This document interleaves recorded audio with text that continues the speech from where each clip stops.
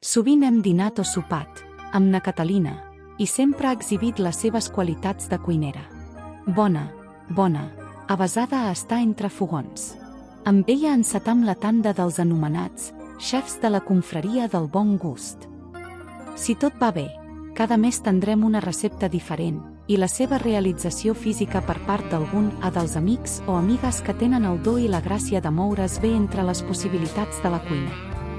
Na Catalina ens ha fet avui un tombet, algunes hortalisses estivals fregides i posades per capes, amb una cobertura de salsa de tomàtiga. Aquesta seria la composició resumida d'un plat que, d'una o altra manera, trobam al llarg de la gastronomia, sobretot mediterrània, però també europea. Per ventura la versió mallorquina és la més seca.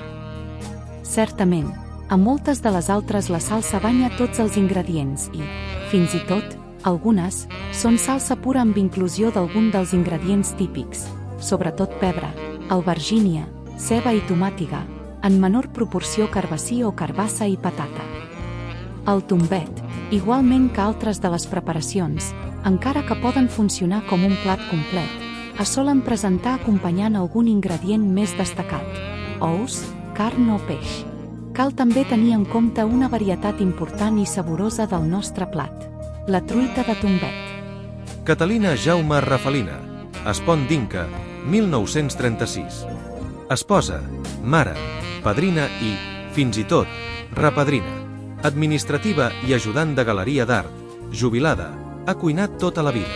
Em va prendre de ben petita de mans de sa mare, que la feia estar a la cuina per ajudar-la, alhora que li ensenyava a guiar els plats nostrats. Aquests, com més senzills millor, són els que li agraden especialment. No va de coses complicades ni massa elaborades, li agrada allò tradicional, de casa. Ja casada, va anar a alguns cursets de cuina, amb mestre Tomeu Esteve o amb Toni Pinya, els més coneguts.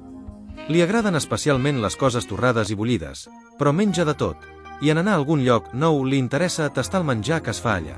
Els seus familiars diuen que el que millor li surt és la sopa.